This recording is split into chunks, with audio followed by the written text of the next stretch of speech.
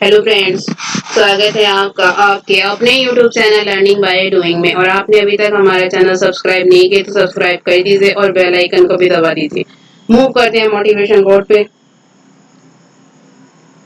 विश्वास वो शक्ति है जिससे उजड़ी हुई दुनिया में भी प्रकाश किया जा सकता है। Faith is the strength by which a stuttered world shall emerge into the light. Move करते हैं फर्स्ट क्वेश्चन पे। पृथ्वी विज्ञान मंत्रालय ने अपने 14वें स्थापना दिवस के अवसर पर किस मोबाइल एप्लीकेशन का शुभारंभ किया?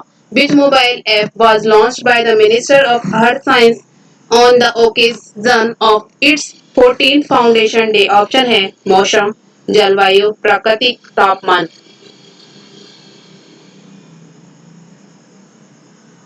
इसका राइट आंसर है मौसम।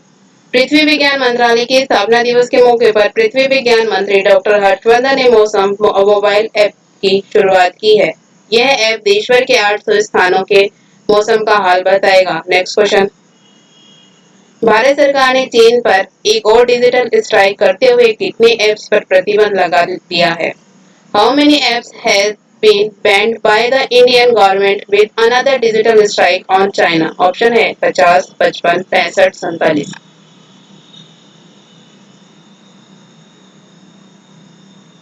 इसका राइट आंसर है 47। केंद्रीय सरकार ने भारत और चीन के बीच जारी तनाव के बीच 47 और चीनी ऐप पर प्रतिबंध लगा दिया है। केंद्र सरकार पहले ही 59 चीनी ऐप पर बैन लगा चुकी है। Next question. छत्तीसगढ़ सरकार ने हाल ही में कोविड-19 के बढ़ते मामलों को देखते हुए प्रमुख शहरों में लॉकडाउन की अवधि को कितनी तारीख तक बढ़ा दिया है? To what date has the Chhattisgarh government recently extended the lockdown period in major city in view of the rising cases of COVID-19? Option है 15 सितंबर, 19 अक्टूबर, 6 अगस्त, 10 नवंबर।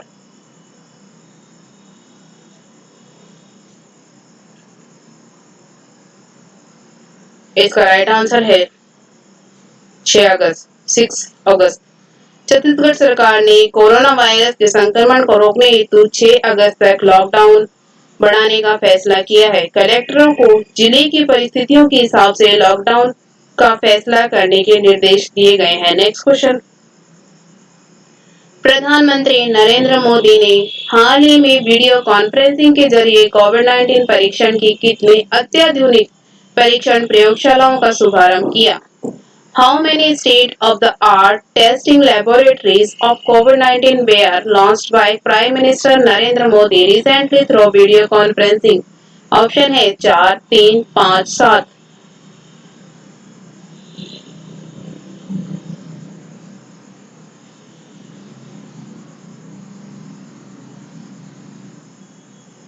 इसका राइट आंसर है 3, 3।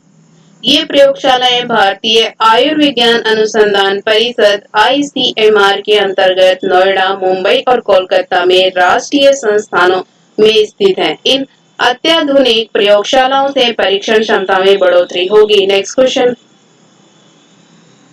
भारत और किस देश ने 27 जुलाई 2020 को रक्षा उद्योग प्रौद्योगिकी साझा करने समेत कई क्षेत्रों में रणनीतिक सहयोग को बढ़ाने का संकल्प व्यक्त किया है? India and which country have pledged to enhance strategic cooperation in many fields including defense, industry and technology sharing on 27 July 2020? Option है नेपाल, चीन, पाकिस्तान, इंडोनेशिया।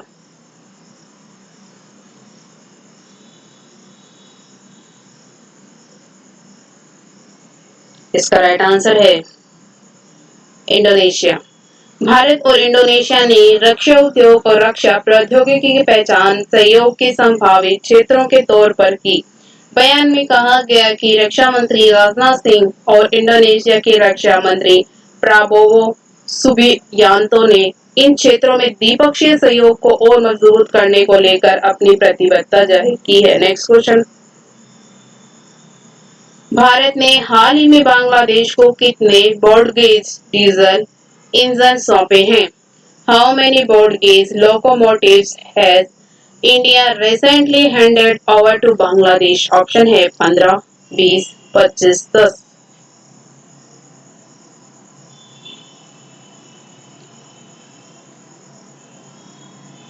इसका राइट आंसर है 10। रेलवे के मुताबिक इस फैसले से पड़ोसी देश के साथ आंतरिक और अंतर्देशीय आवागमन सुलभ होगा।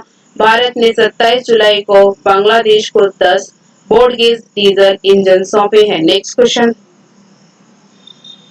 हाल ही में किस आईआईटी के शोधकर्ताओं ने 1 घंटे में कोविड-19 का पता लगाने के लिए रैपिड टेस्टिंग डिवाइस विकसित की है? Recently, which IIT researcher have developed a rapid testing device to detect COVID-19 in 1 hour? Option है IIT Kharagpur, IIT Kanpur, IIT Delhi, IIT Roorkee.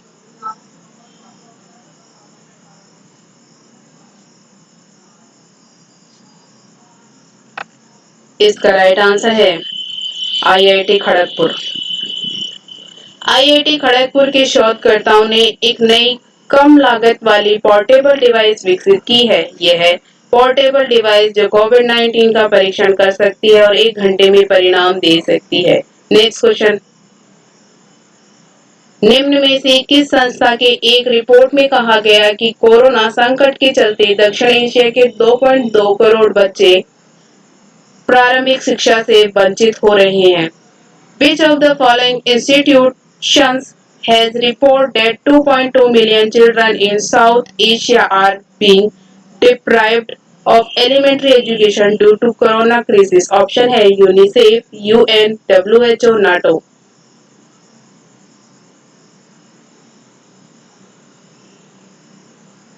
इसका राइट आंसर है UNICEF.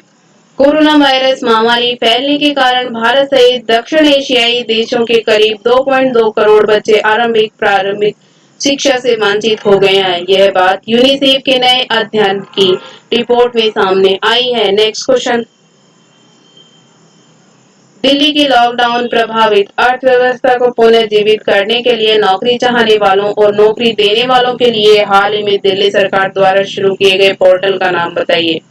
Name the portal recently launched by the Delhi government for job seekers and job seekers to revive Delhi's lockdown affected economic. Option है jobs point, नौकरी station, रोजगार बाजार, jobs एडा।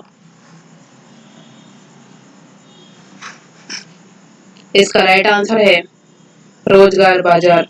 दिल्ली सरकार ने रोजगार बाजार नाम का पोर्टल लॉन्च किया है जो नौकरी चाहने वालों और लोगों की भर्ती करने वालों के लिए एक तरह का बाजार है। नेक्स्ट क्वेश्चन, रूस ने किस देश को S-400 मिसाइल सुरक्षा प्रणाली की आपूर्ति पर रोक लगा दी है? Russia has banned the supply of S-400 missile security system to which country? Option है नेपाल, चीन, रूस, जापान। इसका राइट आंसर है चीन। रूस ने चीन को दी जाने वाली S-400 मिसाइल डिफेंस सिस्टम की आपूर्ति पर तत्काल रोक लगा दी है। नेक्स्ट क्वेश्चन, हाल ही में राष्ट्रपति रामनाथ कोविंद ने मध्य प्रदेश के राज्यपाल के रूप में किसे नियुक्त किया है?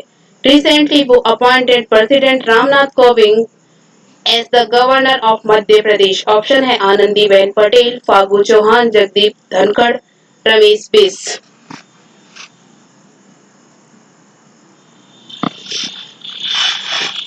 इसका राइट आंसर है Anandiben Patel.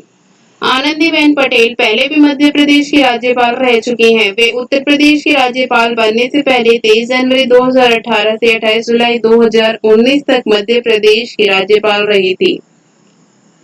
Thank you. Video अच्छी लगे तो लाइक करना, दोस्तों के साथ शेयर करना, चैनल पर नहीं हो तो चैनल सब्सक्राइब करना। Thank you.